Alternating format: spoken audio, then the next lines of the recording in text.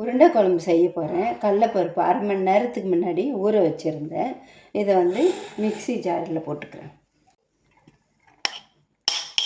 போட்டு ஒரு அரை ஸ்பூன் சோம்பு போட்டுக்கோங்க.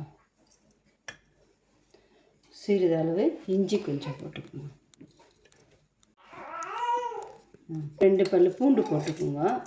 ஒரு காஞ்ச மிளகா சிறிதளவு 4 காஞ்ச மிளகா போட்டுக்கோங்க. போட்டு எல்லாம் ஒன்றா போட்டு அரைச்சி எடுத்துக்கோங்க.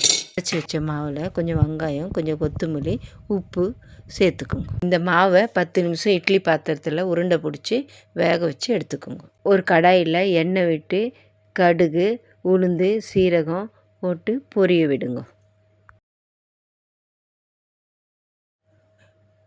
பொரிஞ்சது கொஞ்சம் வெங்காயம், 4 பச்சை மிளகா, கொஞ்சம் கருவேப்பிலை, 3 பல் பூண்டு போட்டு சேர்த்து வதக்குங்க. தக்காளி, கொஞ்சம் மஞ்சத்தூள், தேவையான அளவு உப்பு போட்டு வதக்குங்க. இப்போ வதங்கிடுச்சு. 3 ஸ்பூனு குழம்பு மிளகா பொடி சேர்த்துக்கிறேன்.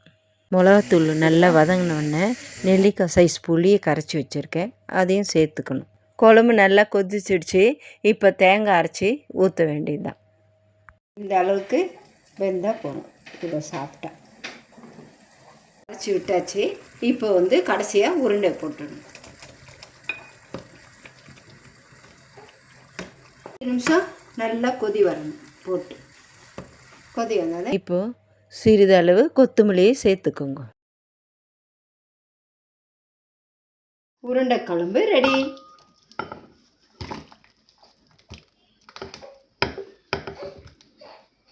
உருண்டை குழம்பு ரெடி.